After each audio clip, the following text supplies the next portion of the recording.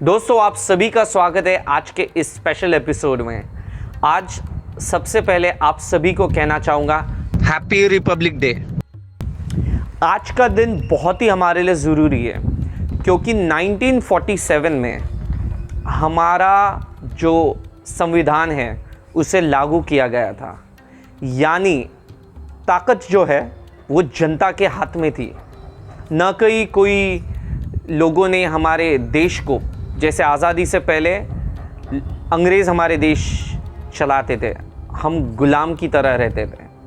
उसके बाद भी कई देश आज़ादी के बाद भी उनकी जो ये है जिसे हम कहते हैं जनहित, जनशक्ति, लोगों की ताकत, वो नहीं है। आज पाकिस्तान जैसे देश में भी डेमोक्रेसी है लेकिन वो बहुत ही कमज़ोर है। लेकिन हमारे हिंदुस्तान में डेमोक्रेसी बहुत ही तगड़ी है, बहुत ही ज़ोरदार है। लेकिन दोस्तों, ज़ोरदार डेमोक्रेसी हमारी पहचान है, इसीलिए 26 जनवरी को हम ये दिन मनाते हैं। मैं जिस हिंदुस्तान के भाग से आता हूँ, यहाँ दिन की शुरुआत होती है जलेबी से, यानी कुछ मीठा। हमारे सवेरे हम सबसे पहले कतार में खड़े रहते हैं जलेबी खरीदने के लिए, और वो जलेबी खरीदने के बाद हम हमारे परिवार के साथ खुशी का दिन मनाते हैं। फिर हमारे गली मोहल्ले में जहाँ पर भी झंडा वंदन होता है, हम वहाँ चले जाते हैं और हमारे देश को सैल्यूट करते हैं। तो दोस्तों, बिल्कुल ये ज़रूरी दिन है। लेकिन आइए जानते हैं इस ज़रूरी दिन का महत्व आज़ादी से पहले और आज कितना है। आज़ादी से पहले हम बहुत ही जुड़े हुए समाज में रहते थे। हमारे लोग जुड़कर लड़ते थे अपने हक के लिए। लेकिन जब हमारे हाथ में ताकत आई, जब हमारी हाथ में लोकशाही आई, तो हमने लड़ना बहुत ही कम किया। हम सिर्फ इलेक्शन के वक्त वोट देना, सभी लोग ने बहुत ही, ये बोल सकते हैं तकरीबन 50% लोग ही जाकर वोट देते हैं। लेकिन वोट देना तो एक जिम्मेदारी बनती है, उसके बाद आता है हमें हर दिन हमारे लोकतंत्र के लिए लड़ना, हमारे लिए चीज़ें हासिल करना होता है। दोस्तों, जैसे कि हमारे पिछले कई एपिसोड में, शुरुआत के जो एपिसोड्स थे वो थे एक डॉक्टर की इंटरव्यू, एक सरकारी डॉक्टर की इंटरव्यू। सबसे कम व्यूज़ वो इंटरव्यू को मिले। अगर आप वो आज जाकर हमारे रिकॉर्ड में देखेंगे, यूट्यूब के वीडियोज़ में देखेंगे, सबसे बेहतरीन इंटरव्यू थी वो एक ज़िला अस्पताल के मुख्य डॉक्टर की इंटरव्यू थी। उन्होंने बताया किस तरीके से हम मुफ्त में इलाज प्राप्त कर सकते हैं। दोस्तों, वो इंटरव्यू से हमारा ही भला होता, लेकिन बहुत ही कम लोगों ने वो इंटरव्यू को देखे। उसी की जगह हाँ, कई लोगों ने वो एपिसोड हमारा जो मुंबई गोवा हाईवे के ऊपर था, उसे तकरीबन 4,500 लोगों ने देखे। बहुत ही सबसे ज़्यादा लाइट एपिसोड था। ये सिर्फ 10, 12, 15 दिन का पुराना चैनल है, लेकिन मुंबई गोवा हाईवे विषय पे सबसे ज़्यादा कमेंट्स, लाइक्स और व्यूज़ आ चुके हैं। इसका कारण यह है, लोगों को तकलीफ़ होती है, लेकिन तकलीफ़ होने के बाद लोग सिर्फ वीडियोस देख रहे हैं। सिर्फ ये वीडियोस से काम नहीं चलेगा, हमें सड़क पर उतर के लड़ना पड़ेगा हमारे हक के लिए। तो दोस्तों, इसकी शुरुआत, जैसे कि आप में से कुछ लोग जानते होंगे, 30 जनवरी को हमने एक सभा आयोजित किए है। ये डिजिटल सभा होने वाली है। अक्सर लोग इसे ऑनलाइन लाइव देख सकेंगे। हम आपके व्हाट्सएप पे वो लिंक भेजेंगे, आप वो लिंक लोगों तक भी पहुंचा सकते हैं और आप खुद वो लिंक के द्वारा वो सभा को देख सकते हैं। कोविड का कारण है, इसीलिए हम ज़्यादा लोगों को वो सभा में आमंत्रित नहीं करने वाले हैं। लेकिन तकरीबन 8 से 10 सरकारी जिम्मेदारान अफसर आने वाले हैं। कलेक्टर से लेकर जो तहसील होते हैं, उनसे लेकर जो प्रांत रहते हैं और जो नगर पालिका के सीईओ होते हैं, ऐसे सारे सीनियर अधिकारी वो इवेंट पे आने वाले हैं। और सिर्फ कुछ लोग जो इसमें भाग लेने वाले हैं, सिर्फ वही कुछ लोग रहने वाले। ये सिर्फ कोविड का प्रोटोकॉल की वजह से हम छोटी सभा रखने वाले हैं। लेकिन बिल्कुल सभा छोटी है, लेकिन सभा में आने वाले गेस्ट बहुत ही सीनियर, वेल एजुकेटेड, सारे बहुत ही अच्छे एजुकेटेड एमपीएससी और यूपीएससी एग्ज़ाम पास किए हुए अधिकारी आने वाले हैं। तो उनसे हमें बहुत कुछ सीखने मिलेगा। पहला मुद्दा मुंबई गोवा हाईवे का रहेगा। दूसरा मुद्दा जो है वो रहेगा बेरोज़गारी का। कोकण इलाके में बहुत से जगह पर मच्छी मार हो सकती है और मच्छी से जुड़ते हुए कई सारे व्यवसाय होते हैं, जैसे पैक्ड करके हम एक्सपोर्ट कर सकते हैं फ़िश प्रोडक्ट्स को, वो कर सकते हैं।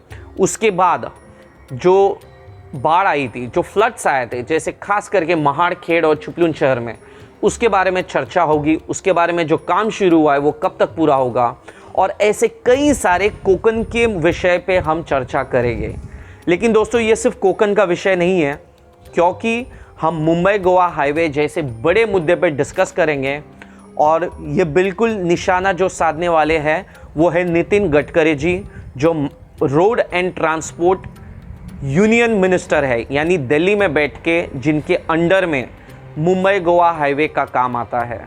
तो हम उनसे सवाल पूछेंगे कि क्यों मुंबई गोवा हाईवे का काम नहीं हुआ, क्यों मुंबई कोस्टल रोड प्रोजेक्ट, जो मुंबई से गोवा जो कोस्टल प्रोजेक्ट जो हाईवे बनने वाला है, उसके काम के लिए ज़मीन एक्वायर तकरीबन हो चुकी है, लेकिन काम की शुरुआत और गति थोड़ी भी नहीं है।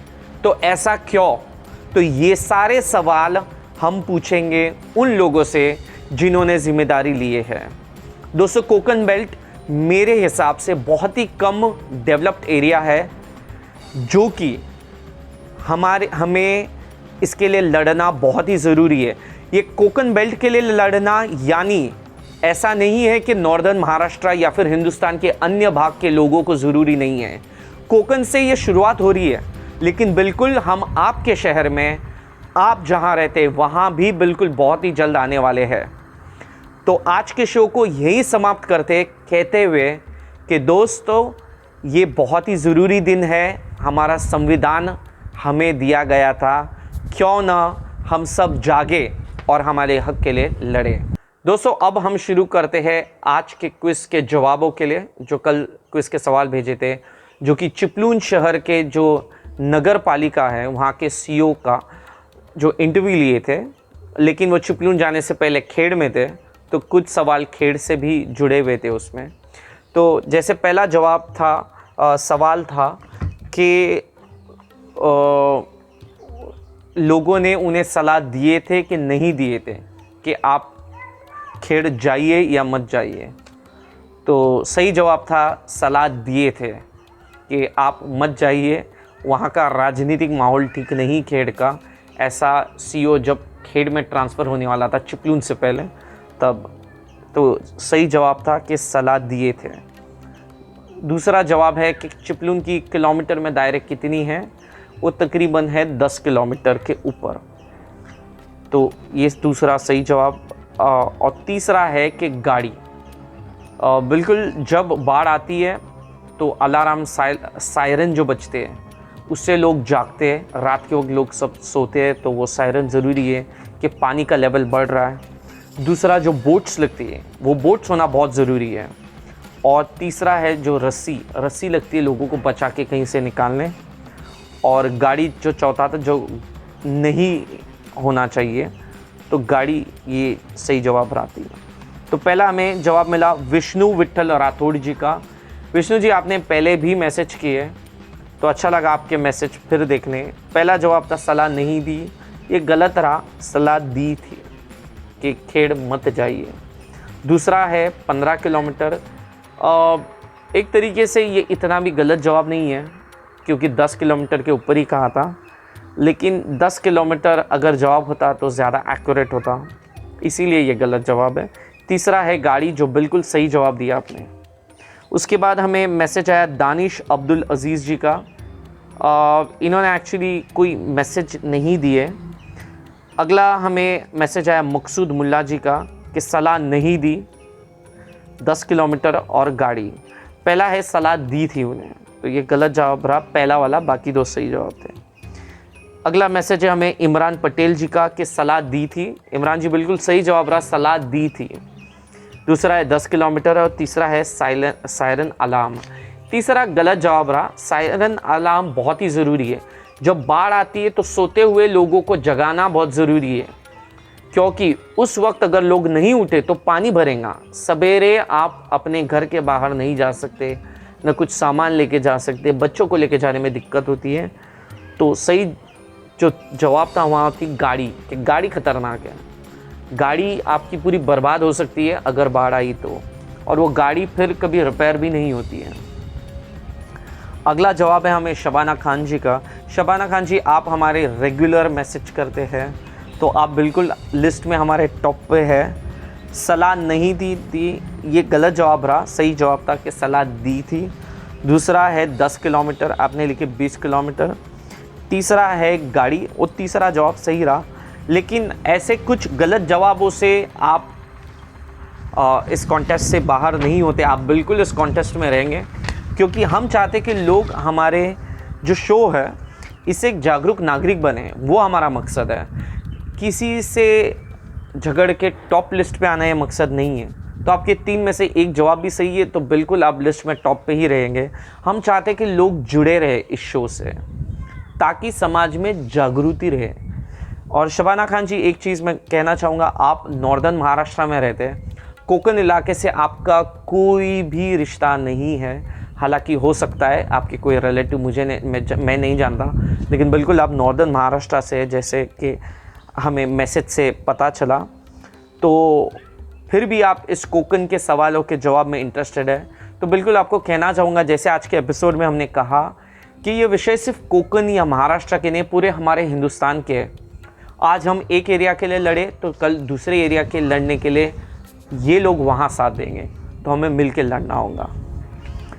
तो अगला मैसेज है हमें ज़हीर परकार जी का। पहला है कि सलाह नहीं दी, दूसरा है 15 किलोमीटर, तीसरा है गाड़ी। तो पहले 2 जवाब गलत रहे, कि सलाह दी थी और 10 किलोमीटर। अगला है वसीमा जी का। वसीमा जी, आपका मैसेज हमने पढ़े, आपसे माफ़ी मांगना चाहूँगा कि कल वीडियो के एंड में आपके जवाब हमने नहीं पढ़े। तो दोस्तों, ऐसे आप में से किन्हीं के साथ भी ऐसा हो कि आपके सवालों के जवाब न पढ़े, तो हमें एक बार लिखिए, हम कोशिश करेंगे कि अगले दिन उसे पढ़ा जाएगा। तो आपने जो कल के जो जवाब आपके पढ़ने थे वो आज पहले पढ़ लेते हैं। आपने लिखे थे कि वो सुनील तटकरे जी बात करेंगे इरिगेशन मिनिस्टर से, और फिर इरिगेशन मिनिस्टर के द्वारा और इंजीनियर्स तैनात किए जाएंगे और मैन पावर बढ़ाई जाएंगी, ताकि चिपलून में जो मलबा निकालने का काम है वो ज़ोर से चले। तो बिल्कुल सही जवाब रहा। दूसरा है मकरंद अनसपुरी और नाना पाटेकर जी, ये भी सही जवाब रहा। और तीसरा है कि यस, स्काउट रिपोर्टर्स चैनल के जो भी डिमांड्स थे वो सुनील तटकरे जी ने माने। तो बिल्कुल आपके कल के सारे जवाब सही थे। आते आज के जवाबों पे, कि सलाह नहीं दी थी, दूसरा है 10 किलोमीटर, तीसरा है गाड़ी। पहला जवाब आपका गलत रहा, सलाह नहीं दी थी। सलाह दिए थे कि आप खेड़ शहर मत जाइए, तो इस सलाह दिए थे। हाँ, जान सकता हूँ ये कॉम्प्लिकेटेड कुछ सवाल होते हैं हमारे, लेकिन वो होना भी ज़रूरी है। ये जैसे कि मैंने बताया, ये एक इंटरैक्टिव पार्ट है हमारे शो का, ताकि हमारी इंटरेक्शन बढ़ी रहे। तो सलाह दिए थे कि मत जाना, और वो सलाह क्या थी कि मत जाना, तो थोड़ा कॉम्प्लिकेटेड हो सकता है। दूसरा है 10 किलोमीटर, तीसरा है कार। ये आपके बिल्कुल दोनों जवाब सही रहे। अगला है बशीर संगे जी का। इन्होंने कहा पहला जवाब सलाह नहीं दी, दूसरा 10 किलोमीटर, तीसरा गाड़ी। आपके दूसरे और तीसरे जवाब सही रहे। पहला जवाब, जैसे कि हमने पहले भी कहा, थोड़ा कॉम्प्लिकेटेड सवाल था, और हम कुछ सवाल थोड़े कॉम्प्लिकेटेड रखते हैं, थोड़ा इंटरेक्शन बरकरार रहता है इसीलिए। और बशीर संगे जी, आपने हमें पहले भी कई बार लॉन्ग मैसेजेस भेजे हैं। अच्छा लगता है लोग ऐसे दिलचस्पी रखकर मुद्दों के लिए लड़ते हैं और अपने जो प्रॉब्लम्स है वो सामने लगते हैं, ताकि हम समाज में सारे लोग मिलकर उससे लड़ सकें। तो आपका एक डिटेल मैसेज है, वो आज पढ़ता हूँ। श्री प्रसाद शिंगटे मुलाकात आपला CM आले होते का, व्हेरी इम्पॉर्टंट। पूर आल्यानंतर 2-3 दिवस तेथील लोकांपर्यंत महत्त्वाच्या वस्तू पोचायचे अति गरजेचे असते। अशा वेळेत मंत्री येऊन 2-3 तास रस्ता पूर्ण ब्लॉक करतात, मग काय फायदा? मी स्वतः गवती 3-4 मुले घेऊन पाहिले 8 दिवस लोकांनी दिलेल्या खाण्यास पिण्यास वस्तू घेऊन जात होतो. एक दिवस चिपळूण, एक दिवस महाड अशी माझी फिरायची. 2-3 दिवशी CM चिपळूणला आले होते, ज्यांच्यामुळे 2-3 तास आम्हाला अडकून ठेवलं होतं. CM किंवा इतर मोठी व्यक्ती येऊन स्वतःच्या चिखलात गडीतून खाली उतरून त्या चिखलात फिरले का? त्या दिवशी मी एक मेसेजसुद्धा सर्वांना पाठवलं होतं और फिर वो मैसेज भेजा था जो काफ़ी लंबा है. तो दोस्तों बशीर संगे जी ने ये लिखे हैं इन मैसेज में कि जब बाढ़ के बाद जब चीफ मिनिस्टर आए थे तो उनकी गाड़ी की वजह से बहुत ही वहाँ पर गर्दी हुई थी रास्तों पे. तो ये बहुत ही कठिन परिस्थिति थी कोकण की, हमारे हिंदुस्तान की, क्योंकि जब 2021 के जुलाई में जब बाढ़ आई थी, लोगों को खाने की चीज़ें नहीं मिल रही थी, लोगों को हर चीज़ों की ज़रूरत थी जो नहीं मिल पा रही थी. पानी बहुत भरा हुआ था और ऐसे परिस्थिति में लोग सिर्फ हिंदुस्तान से नहीं बल्कि बाहर से भी लोगों ने कई सारे चीज़ों की चीज़ें लोगों तक पहुंचाई. साफ़ सफाई की चीज़ों से लेकर खाने की चीज़ों से लेकर पाँव से लेकर हर चीज़ लोगों तक पहुंचाई थी. तो ऐसे वक्त जब चीफ मिनिस्टर की गाड़ियाँ आती है, काफ़िला आता है, तो ये जो लोग मदद करने के लिए पहुंचते हैं एक दूसरे को, उनकी गाड़ी 2-3 घंटा अटकती है. तो बिल्कुल चीफ मिनिस्टर जी को भी सोचना चाहिए, उनका आना भी ज़रूरी था, लेकिन हेलीकॉप्टर या फिर कोई अन्य मोड ऑफ ट्रांसपोर्टेशन से थोड़ा सिंपल करना भी ज़रूरी होता है. उनकी सिक्योरिटी भी ज़रूरी होती है, लेकिन उसी के साथ थोड़े हमारे लोगों के बारे में परिस्थिति में थोड़ा डिटेल स्टडी करके काम करना भी ज़रूरी है. तो धन्यवाद संगे जी, आपने ये जो मैसेज लिखे, और अच्छी बात रही कि आप जैसे लोग आकर सामने से लोगों की मदद करते हैं. आखिरी मैसेज है हमारा नियाज़ अहमद जी का कि सलाह नहीं दी 10 किलोमीटर और गाड़ी.